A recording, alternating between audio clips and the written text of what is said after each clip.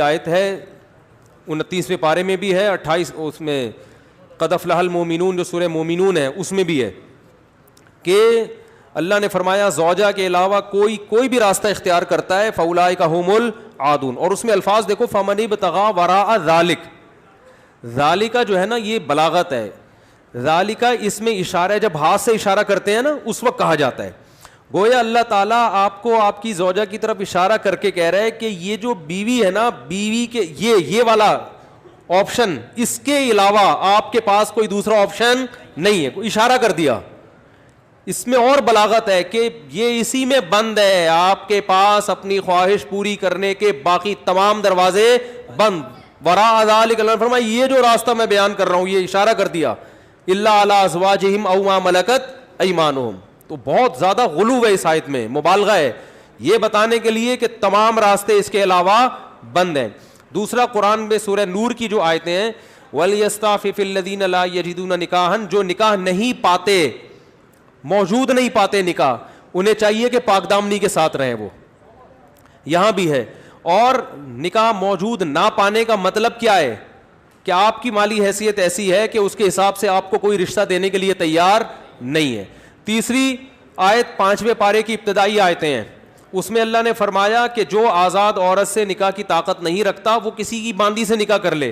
تو اب باندیاں تو نہیں ہیں, مطلب قرآن کا حاصل یہ ہے کہ اپنا معیار نکاح میں گرا دے, نقصان کرے اپنا, کوئی بات نہیں ہے, لیکن پھر بھی دوسرے راستے ان کو اختیار نہیں کر سکتا. تو اس لیے اگر آپ کے پاس پیسے نہیں ہیں, کوئی نکاح کے لیے تیار نہیں ہے, اپنا معیار آپ گرائیں, آپ کو دوسرے راستوں ہینڈ پریکٹس اور اس جیسے بے حیائی کی آپ کو اجازت, نہ زنا کی طرف نہ کسی اور راستے کی طرف جانے کی اجازت ہے.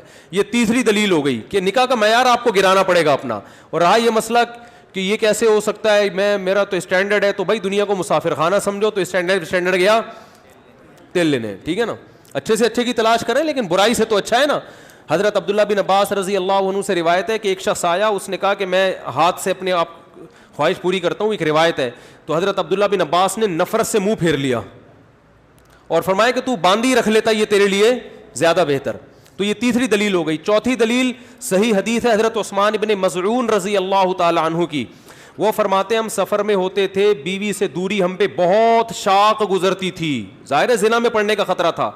تو ہم نے نبی سے اجازت لی کہ ہم اپنے آپ کو خسی کر دیں, اپنی جو خواہش ہے وہ کیا کر دیں, ختم. کوئی ایسی دوا کھائیں, کچھ بھی کر لیں, آج کل آپریشن بھی ہوتا ہے. تو لو اجازنا لاختصینا, حدیث کے الفاظ ہے, اتنی ٹینشن میں تھے ہم کہ اگر نبی ہمیں اجازت دیتے تو ہم اپنے آپ کو خسی کر لیتے, لیکن نبی نے اس کی پرمیشن نہیں دی. اب دیکھو صحابی رسول اتنی شدید ٹینشن میں بھی اس کا حل یہ نہیں تلاش کر رہے کہ ہاتھ سے اپنے آپ کو مطمئن کر لیں, اتنی شدید ٹینشن میں بھی. اگر اس کی اسلام میں ذرہ برابر بھی گنجائش ہوتی تو ذرا سا تو اشارہ ملتا نا, صحابہ کر لیتے یا ان کو اشارہ دے دیا جاتا کہ بھائی اپنے آپ کو خسی کرنے کے پر آ گئے ہو, اپنی اللہ کی تخلیق کو تبدیل کر رہے ہو, تو اس سے بہتر ہے کہ تم اپنی تسکین کر لو اس طریقے سے.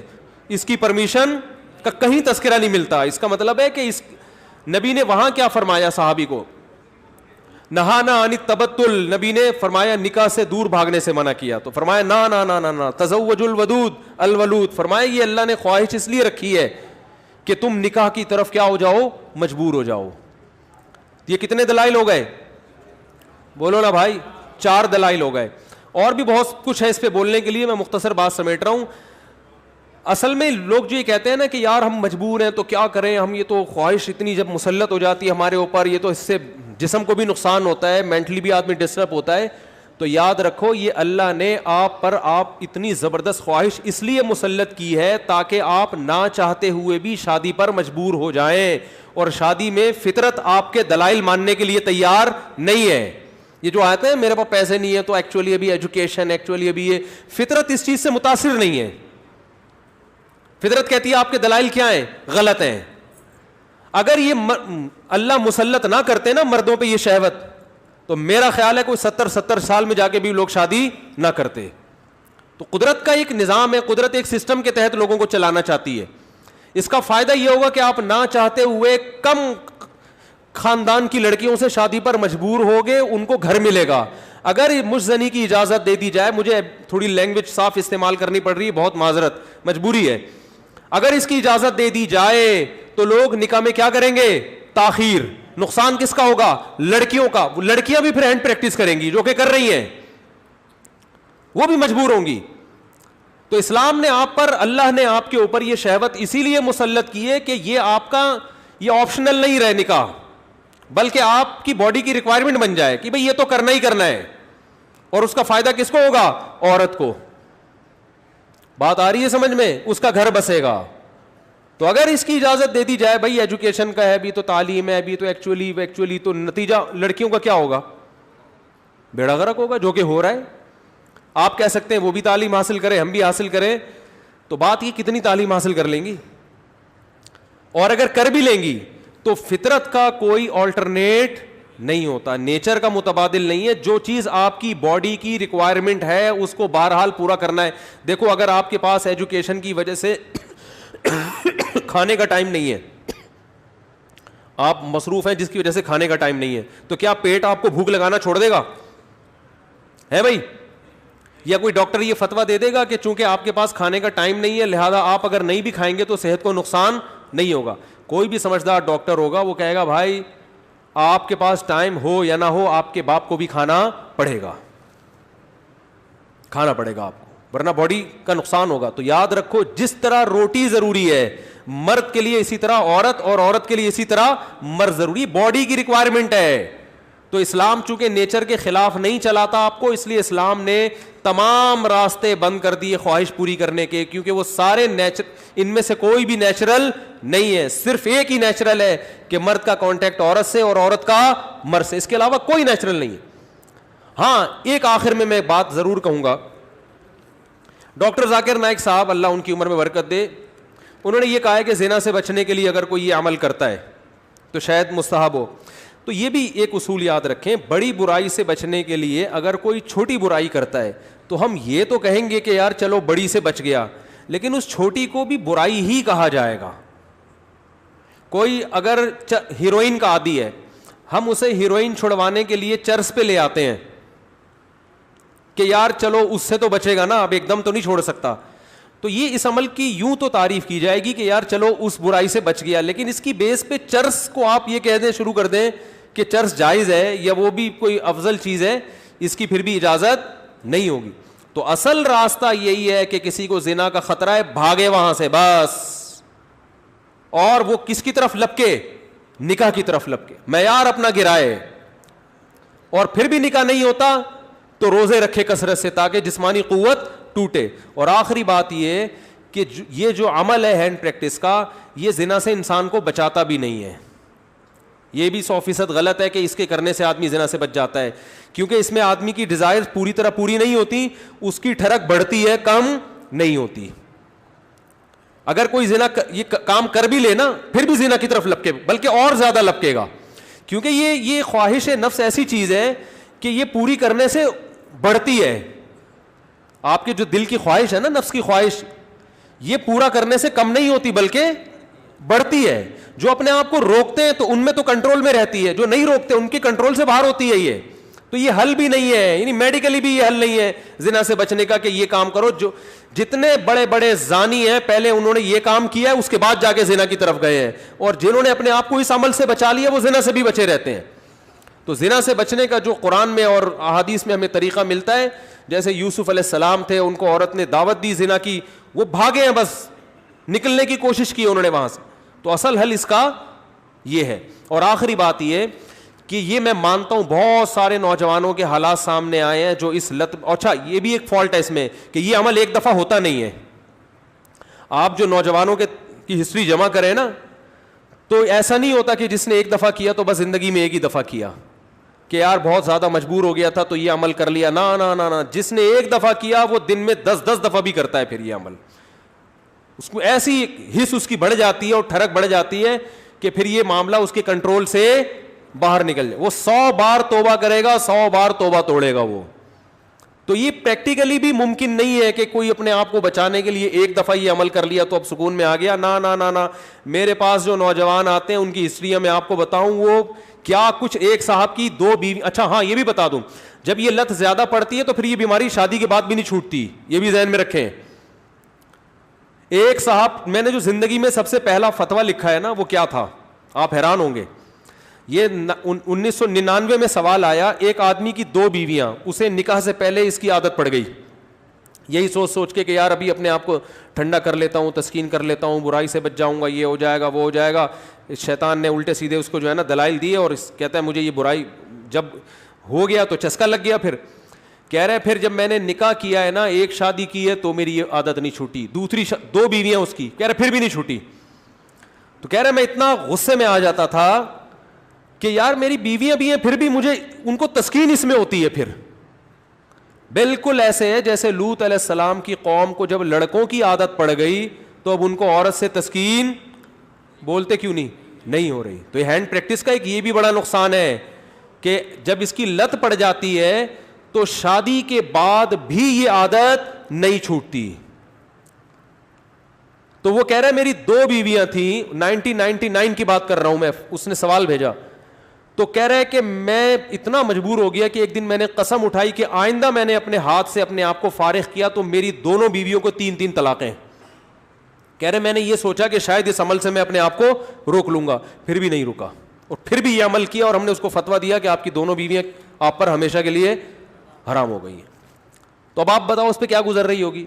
تو ہم نے لوگوں کے یہ حالات دیکھے ہیں, تو اس لیے اس قسم کے کلپ سے متاثر ہو کر کوئی بھی شخص ایسی حماقت کرنے کی کوشش بولو بھائی نہ کرے. اور میرا مقصد آپ کو کسی کو مایوس کرنا نہیں ہے. اگر کوئی نوجوان اس بیماری میں مبتلا ہو گیا ہے تو حدیث میں آتا ہے ما انزل اللہ من داء الا انزل له شفاء, ہر بیماری کا اللہ نے شفا پیدا کی ہے. تو مایوس نہ ہو. وہ سب سے پہلے تو وہ نکاح کرے تاکہ معاملہ آگے بڑھے نہیں, کیونکہ اگر نہیں کرے گا نا یہ پھر یہاں تک رکے گا نہیں معاملہ. کیونکہ یہ لڑکے پھر جب یہ کام کرتے ہیں پھر وہ انٹرنیٹ پر فحش فلمیں بھی دیکھتے ہیں, پھر وہ تصویروں کی طرف بھی جائے گا, بد نظری کی طرف بھی, اور پھر یہ بڑھتا رہے, پھر وہ زنا کا متلاشی ہوتا ہے کہاں مجھے موقع ملے. تو اس لیے میرے بھائی اپنے آپ کو روکنے کی کوشش کرنی چاہیے. تو اس کا پہلا اسٹیپ یہ ہے کہ سب سے پہلے آپ یہ عزم کریں کہ میں نے اپنے آپ کو اس برائی سے ہر قیمت پہ دور کرنا ہے, یہ میرا ایم ہے, میرا عزم ہے.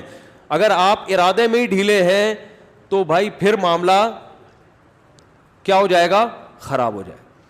تو پہلے تو کیا کرنا ہے, پکا عزم کرنا ہے.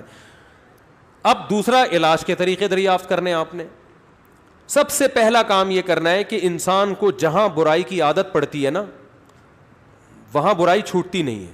آپ کی کوئی خاص ایسی جگہ جہاں آپ سونے کے لیے لیٹتے تھے اور وہاں پر آپ پہ یہ شہوت کا جنون چڑھتا تھا, تو اپنا ٹھکانہ وہاں سے کیا کر لو, چینج کر لو. رات کو سونے سے پہلے مطالعہ کر کے سو. کوئی اپنے سرہانے کتاب رکھی جائے. جو نوجوان خدا نخواستہ کوئی اس میں مبتلا ہے تو اس کو بتا رہا ہوں میں, اپنے سرہانے کیا رکھیں, کوئی دلچسپ کتاب رکھیں. بستر پہ جیسے ہی لیٹے, جو معمولات ہیں نا آیت الکرسی پڑھنا, دعائیں پڑھنا, بستر پہ لیٹنے سے پہلے پڑھ لیں وہ, تاکہ آپ جب بستر پہ جیسے ہی جائیں تو آپ کی سوچ جو ہے نا وہ مطالعے کی طرف چلی جائے. تو فوراً آپ نے کیا کرنا ہے, جیسے ہی سونے کے لیے لیٹے کتاب آپ کے پاس ہونی چاہیے, بستر پہ جاتے ہی آپ اس کتاب کا مطالعہ کرنا شروع کر دیں. انسان جیسے ہی لیٹ کے مطالعہ کرتا ہے اس کو نیند آ جاتی ہے, آپ سو جائیں گے, کیونکہ زیادہ تر نوجوانوں کے پر یہ اٹیک رات کے ٹائم ہی ہوتا ہے.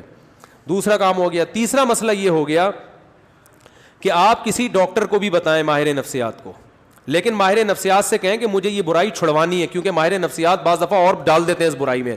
ایسے نفسیاتی ڈاکٹر بھی ہیں, وہ کہتے ہیں اس سے کوئی نہیں, ڈپریشن کا علاج ہے. اور بھائی ساری ڈپریشن کے اور بہت سارے علاج ہیں دنیا میں, وہ علاج وقتی ہے, جیسے سٹا لگانے سے نا وقتی طور پہ ٹھیک ہو جاتا ہے. تو اب یہ بے وقوفی ہے نا کہ سٹے لگا کے ڈپریشن کا علاج, اس سے ڈپریشن بڑھتی ہے, کم نہیں ہوتی. وقتی کم ہوگی, اگلے دن اس سے بڑا اٹیک ہوگا آپ کے اوپر, سارا دن پھر یہی کرتا رہے گا. ایسے ایسے لڑکے آ کے بتاتے ہیں کہ آدمی حیران ہوتا ہے, یار تمہاری ہڈیوں میں اتنا جوس کہاں سے آیا, تم مر کے ختم ہو جاؤ گے اللہ کے بندو. تو وہ یہی کرتے رہتے ہیں ڈپریشن. تو ماہر نفسیات بھی الو سب کچھ سب کو نہیں پتا ہوتا. تو ماہر نفسیات سے بولیں کہ مجھے یہ برائی چھڑوانی ہے ایسی کی تیسی, آپ کے باقی افلاطونیاں بقراتیاں اپنے پاس رکھو, آپ یہ برائی مجھے کیا کرنی ہے. تو نفسیاتی بھی ٹوٹکے ہوتے ہیں, کچھ طریقے ہوتے ہیں. کوئی ماہر ڈاکٹر ہوگا انشاءاللہ آپ کو ایسے طریقے بتائے گا, ایسے ٹوٹکے بتائے گا, ایسی تدبیریں بتائے گا کہ آہستہ آہستہ یہ برائی آپ سے انشاءاللہ چھوٹ جائے گی. اور ایک اور کام, دعا بھی مانگنی ہے. کسی شیخ سے اصلاحی تعلق بھی قائم کرو, ان کو بھی بتاؤ اپنی بیماری. اور ایک اہم ترین بات یہ کہ اپنے آپ کو ایسے نہ چھوڑو, جب بھی یہ گناہ آپ سے ہو آپ نے اپنے اوپر کوئی سزا متعین کرنی ہے. 2 روزے 3 روزے یا 1 روزہ یا 1 ہفتے کا روزہ, یہ سزا دینی ہے اپنے آپ کو. وہ ہر آدمی کا کے حساب سے مختلف ہوتی ہے. صدقہ بھی کرنا ہے, تاکہ اس کا فائدہ یہ ہوگا کہ دیکھو یہ ایک دم نہیں چھوٹتا گناہ, یہ آہستہ آہستہ ہی چھوٹے گا. اس لیے مایوس نہیں ہونا کہ اتنے سارے ٹوٹکے اختیار کیے پھر گناہ ہو گیا, تو پھر شیطان مایوس کرتا ہے بھائی تیرے بس کا کام نہیں ہے. کوئی بات نہیں یار, ٹھنی اس سے ہے دشمنی عمر بھر کی, کبھی وہ دبا لے کبھی تو دبا لے. شیطان کو حضرت مظلوم نے فرمایا کہ کبھی شیطان تجھے پٹک دے گا نیچے, کبھی کبھار تو بھی تو شیطان کو پٹکے گا نا, تو پھٹا چلتا رہے گا قیامت تک, کوئی مسئلہ نہیں ہے. تو کیا کرنا ہے, جب بھی یہ گناہ ہو جائے 2 رکعت پڑھ کے توبہ کرنی ہے, اللہ سے معافی مانگنا ہے, اور اپنے آپ کو کوئی سزا دینی ہے صدقہ کے ذریعے یا روزے کے. سب سے بہتر سزا روزہ ہے, صدقے سے اتنا فائدہ نہیں ہوتا, روزے سے اس میں زیادہ فائدہ ہوتا ہے. تو روزہ رکھے, کیونکہ نفس کو خوش کیا ہے تو اپنے نفس کو جب تکلیف دے گا بھوکا پیاسا رکھے, تو یہ اس میں نفس کو جو ہے نا آپ کے جو دل ہے اس کی چاہتوں کو چترول لگتے ہیں ٹائٹ طریقے سے روزہ رکھنے سے. تو اپنے من کو خوش کیا نا اس نے حرام طریقے سے, تو روزہ رکھ کے اپنے من ہی کو ٹینشن دے گا یہ. تو روزہ رکھنا بہت زبردست اس کا ایک علاج ہے. تو کیا کرنا ہے, جب بھی یہ جرم ہو جائے تو روزہ رکھ کے اس کی تلافی کرنی ہے. اس کا پھر نہیں بھی چھوٹتا تو ٹینشن نہیں لینی, آپ نے اپنے قوائف پورے کر دیے. اور آخری بات یہ کہ روزانہ ایکسرسائز کا معمول بناؤ.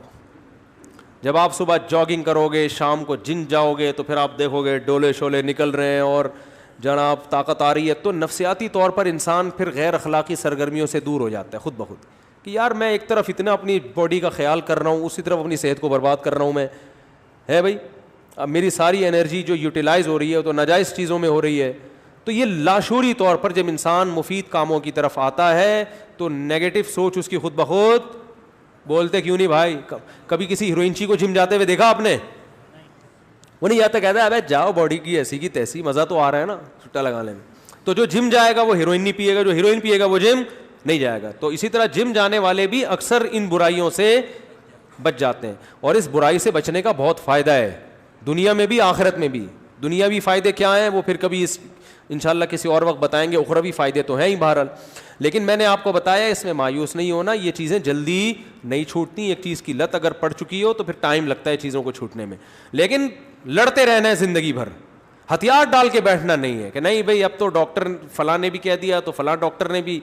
ایک لڑکے کو ڈاکٹر نے خود اس مرض میں ڈالا ہے, وہ بچتا تھا ان چیزوں سے, ڈاکٹر کے پاس گیا, ڈاکٹر نے کہا کوئی حرج نہیں ہے اس میں کر لو, کوئی میڈیکلی کوئی نقصان نہیں ہے.